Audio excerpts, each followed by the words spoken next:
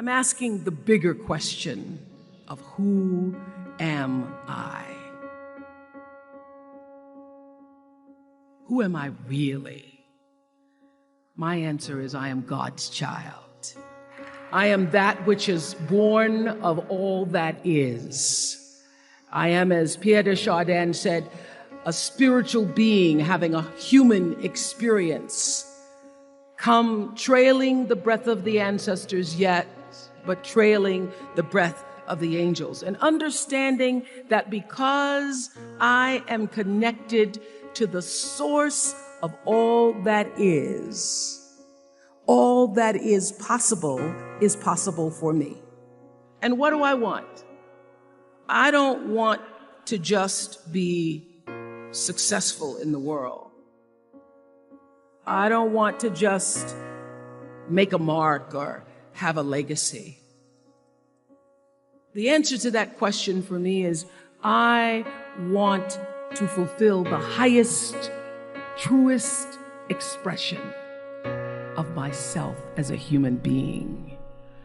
I want to fulfill the promise that the Creator dreamed when He dreamed the cells that made up me. What do I want? You must have some kind of vision for your life. Even if you don't know the plan, you have to have a direction in which you choose to go. I never was the kind of woman who liked to get in a car and just go for a ride. You want to be in the driver's seat of your own life, because if you're not, life will drive you. Knowing who you really are in this space and time that we embody. That's number one. What do you want? Who are you? Number two, you must find a way to serve. Martin Luther King said that not everybody can be famous, but everybody can be great, because greatness is determined by service. Now, we live in a world where everybody wants to be famous and where we admire people for just being famous. We think being known brings us value. The truth is, all of that will fade in time. Service and the significance that you bring to your service is that which is lasting. So to be able to, whatever your occupation or job or talent or gift is, our honorees today getting doctorate degrees, to apparently opposite fields, HIV and AIDS and the spoken word. But what they have in common is service, using the spoken word in service to community in the world, using your knowledge and information about HIV and AIDS and medicine in service to the world. And if you look at all the most successful people in the world, whether they know it or not, they have that paradigm of service. Service through medicine, service through art. Using whatever it is you produce, your product, as a way of giving back to the world.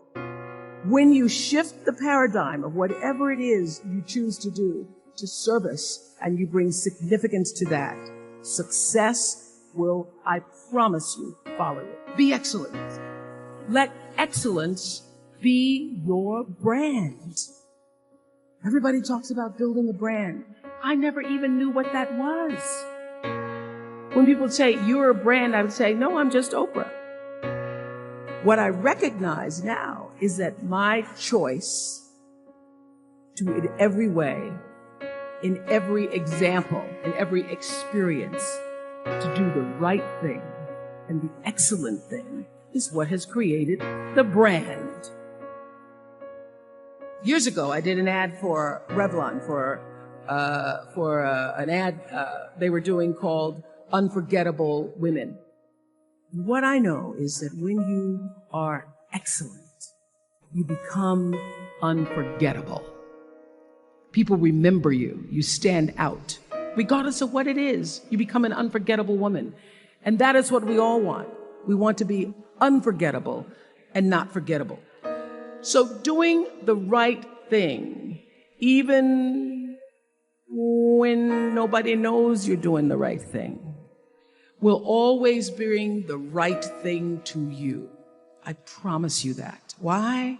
Because the third law of motion is always at work. For every action, there's an equal and opposite reaction. That is so true in all of our lives. Everything you even try to do to me, already done to you. So you don't have to worry about revenge or getting back at somebody, making sure they pay. You just have to do the right thing, and the right thing will follow you even when people don't support it. I remember many times on my show. There are many shows y'all never saw. And the reason you didn't see them is because I got the last vote. The most important thing I have come to know in doing the right thing and making the right choices is understanding what we talked about yesterday. All of you leaving here have the potential for enormous success. There's a price that comes with that.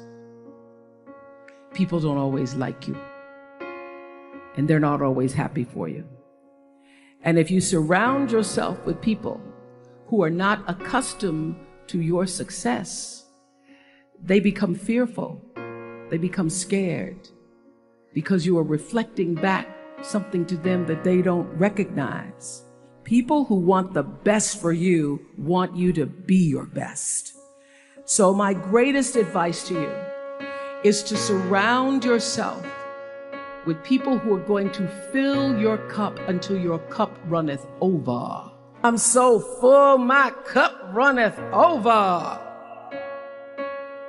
And to know that once your cup runneth over, you cannot spend your life with your gallon-size offerings, offering them to pint-sized people.